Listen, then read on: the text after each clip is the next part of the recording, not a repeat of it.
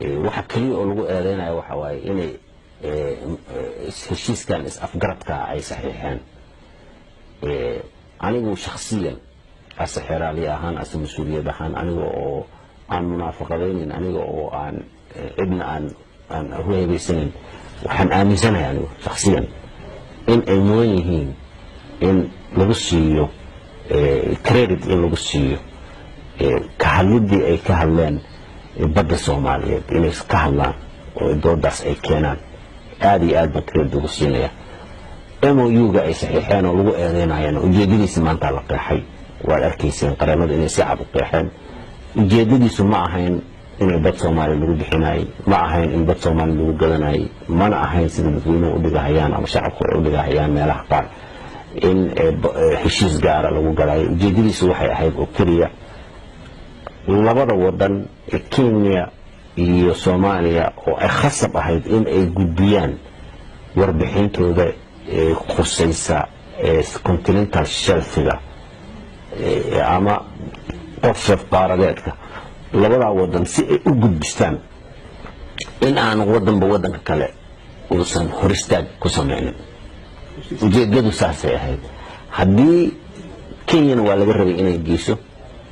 Soomaaliyana waa laga rabay inay geyso haddaan geyn weyno continental shelf-gana dhan sheegashadiisa meesha ka bixi lahayd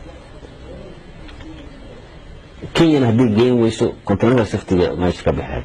marka si ay u geystaan labada wadanba ayay heshiiskan waxay u galeen in qolo walba ay raalli ka tahay inay geysato warbixinteeda dagaalka lagu qaado waa iska caadi siyaasiyiintu way dagaalamaan in balaag meel lagu sameeyo kaarka lagaa gubo lagaa shaqaysto waa iska caadi nabigeenaba ka baxsay alayhi salaatu wasalaam ilaa la yiri maaragtay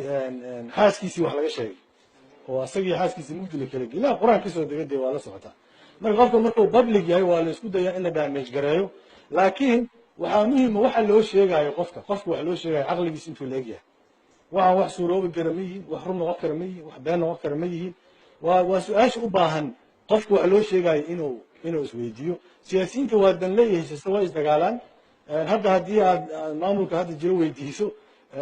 akhuuna farmaajo xasan khayre in qalbi dhagax la yiraahdo god ugu jiro shaafadaysan maanta oo dhan toban waxaa laga sheegaa waa maqasheen toban dacayada lagu haya iska dacayada iska caadi waaye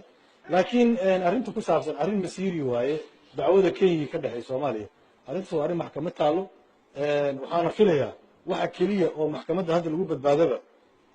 is-afgaradkii dowladdaas Sheekh Shariif madaxweynaha ka ahaa Umar Ra'iisul Wasaaraha wasiirka aan seexnay oo golaha wasiirada la marsiiyay oo kabinetka laga ansixiyay oo baarlamaanka la geeyay oo baarlamaanka diiday marka dowlad nidaam process maro wahay haddana maxkamadda asagay u baahatay asagiyana hadda uu xujo kalaba hadda la haayaba male كيسكاس مركا حراليها هي محكمة هي لويرada nooga wakiilka ah kuwaas hadda ka bacdi in la weydiiyay ay tahay